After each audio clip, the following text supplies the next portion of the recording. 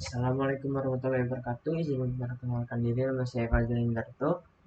Di sini saya akan menjelaskan tentang konsep-konsep sistem operasi. Yang pertama, sistem operasi. Sistem operasi adalah perangkat lunak sistem yang mengatur sumber daya dari perangkat keras dan perangkat lunak, serta servis untuk program komputer. Secara umum, sistem operasi adalah sebagai sebuah program yang mengatur hardware dengan menyediakan landasan untuk berbagai aplikasi yang berada di atasnya, bertindak sebagai penghubung antara user dan hardware, dan bertugas mengendalikan mengkoordinasi pengguna hardware untuk berbagai program aplikasi bagi bermacam-macam user. Fungsi sistem operasi. Yang pertama adalah memory management. Ini terbagi menjadi dua fokus, yaitu memori primary dan main memory.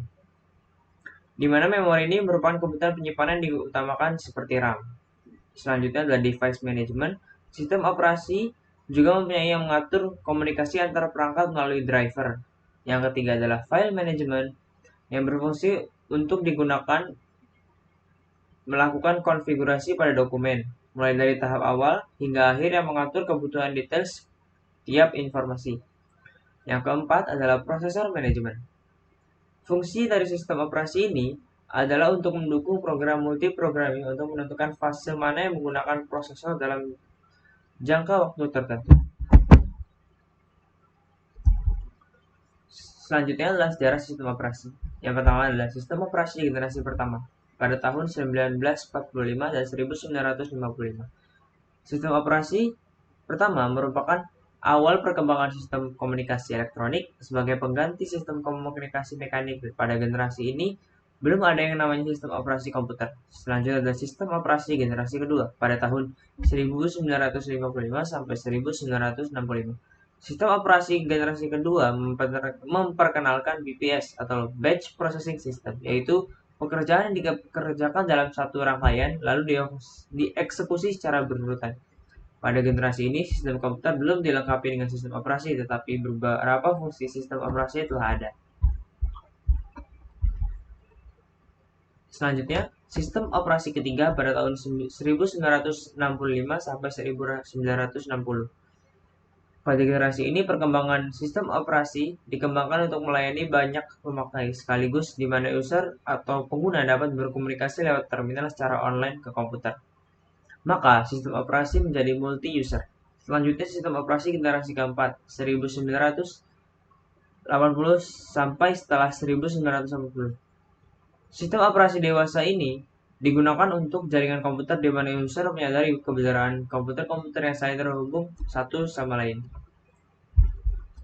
Selanjutnya adalah tipe-tipe sistem operasi. Yang pertama adalah sistem operasi standalone. Sistem operasi standalone merupakan sistem operasi yang lengkap bekerja pada komputer desktop, notebook, atau perangkat komputer bergerak. Beberapa sistem operasi standalone dikenal sebagai sistem operasi klien karena sistem operasi ini bekerja bersama dengan operasi sistem jaringan. Sistem operasi klien dapat beroperasi dengan atau tanpa jaringan. Pada dasarnya, sistem operasi jenis ini disertakan dengan kemampuan jaringan sehingga memungkinkan user untuk membuat suatu jaringan kecil. Yang kedua adalah sistem operasi distributed.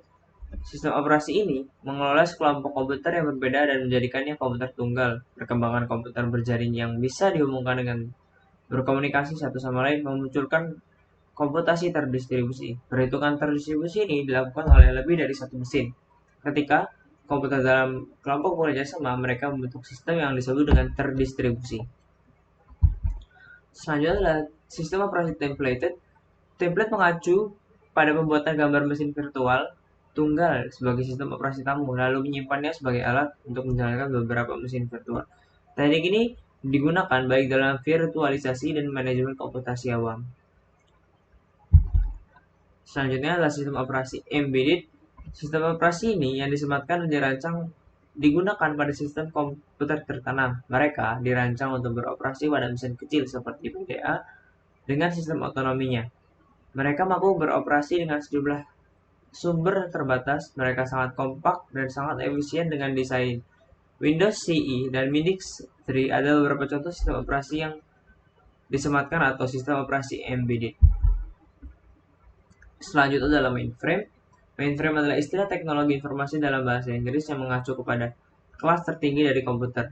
yang terdiri dari komputer-komputer yang mampu melakukan banyak tugas komputasi yang rumit dalam waktu yang singkat. Mainframe umumnya digunakan oleh banyak pengguna yang terkoneksi dengan menggunakan terminal. Mainframe yang memiliki kekuatan pemrosesan paling kuat ditanamkan superkomputer.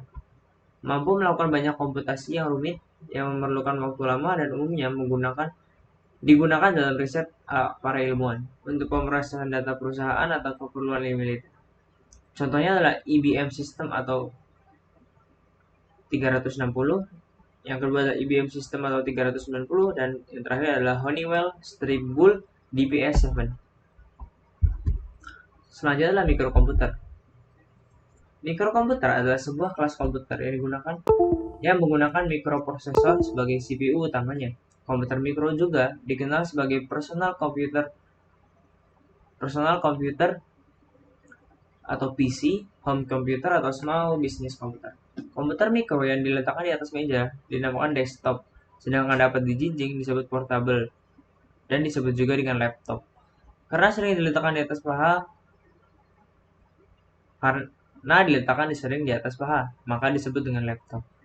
Komputer mikro pertama kali berukuran desktop muncul pada tahun 1974 yang ditawarkan oleh Micro Instrument Telemetry System atau MITS yang didirikan oleh Ed Roberts pada tahun 1969.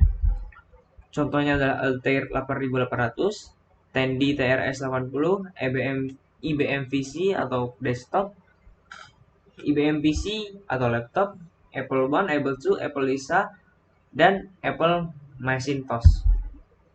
Contoh sistem operasi yang pertama adalah DOS, yang memiliki contoh yaitu MS-DOS. Yang kedua adalah Windows, yang memiliki contoh Microsoft Ink.